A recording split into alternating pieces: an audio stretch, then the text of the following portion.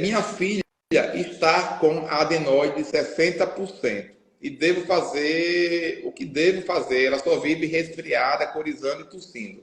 É aquela famosa, né, a adenoide hipertrofiada que a Uhum. criança vive com sintomas e tal. A gente já falou muito aqui, mas é aquela história, a gente vai, né, é um assunto recorrente.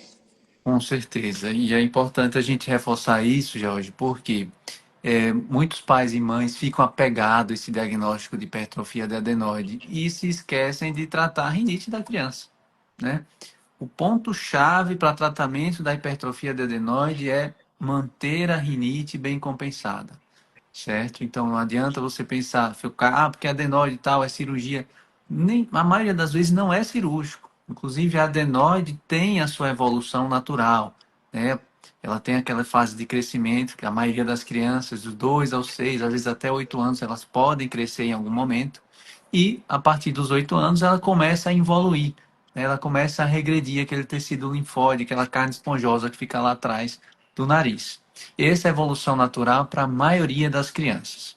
Tem algumas crianças que, além do quadro de rinite, tem essa adenoide muito grande e, digamos assim, uma adenoide sintomática, né?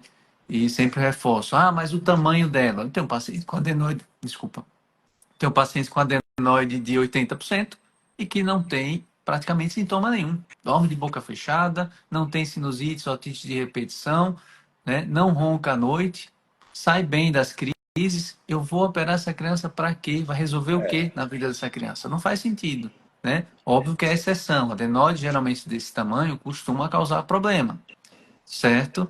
Mas você fica atento, do mesmo jeito que tem adenoide de 40%, 30%, como foi, por exemplo, ano passado, a gente pegou 3 pacientes nossos que Sim. tinham adenoide pequena, mas uma adenoide problemática, né? É, Sinusite de repetição, aquela tosse que não melhorava nunca, né? Aquele muco que descia na garganta e a criança acordava à noite tossindo, precisou operar para conseguir resolver. E a evolução delas antes e depois da cirurgia, você mesmo está de prova aí, é outra, é fantástico, está desobstruído, tirou aquele meio de contaminação, né, aquele foco de contaminação que é a adenoide lá atrás, melhorou o fluxo de limpeza nasal, do clearance nasal, tudo isso facilita e melhora a vida da criança que tem rinite, né? Então, ele pega, inclusive, os quadros virais e tende a ser muito mais brando, que está tudo desobstruído.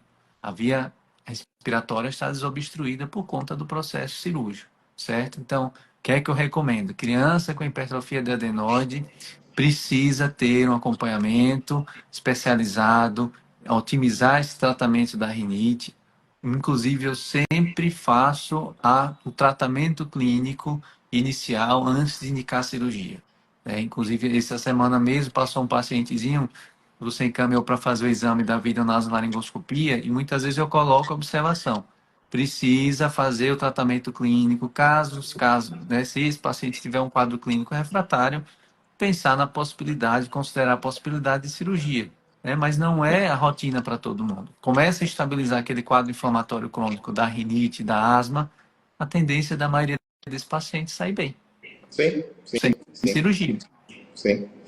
E aí eu volto a falar aqui, Daniel, o que é que o pneumo tem a ver com adenoide, né? Porque assim, por que esse assunto acaba vindo muito para o meu consultório? Porque justamente a criança, o pneumo que faz a parte, né, aquele criança, e ver essas crianças asmáticas e que têm rinite e hipertrofia da adenoide e que não está compensada aqui em cima por conta até da hipertrofia, né, ou por falta de tratamento, enfim, por diversas situações, a asma não compensa.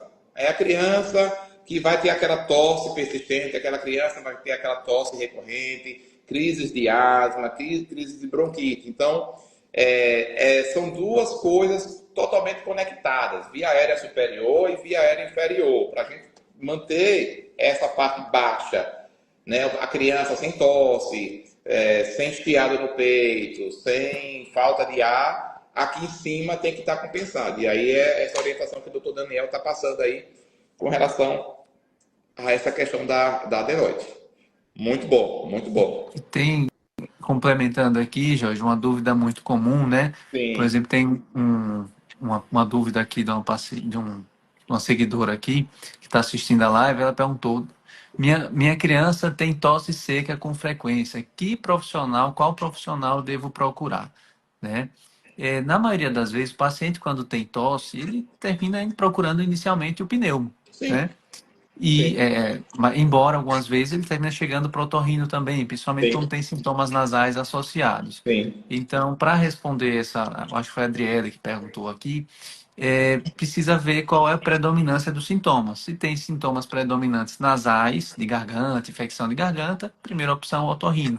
Se o sintoma é só simplesmente a tosse, sem sintomas nasais, eu recomendo que a avaliação inicial seja feita com o pneumologista. Eu sou o Daniel Dávila, sou médico otorrinolaringologista, atuo presencialmente e por teleconsulta. Gostou desse conteúdo? Você pode também assistir esse outro vídeo, que vai também lhe ajudar e esclarecer várias outras dúvidas.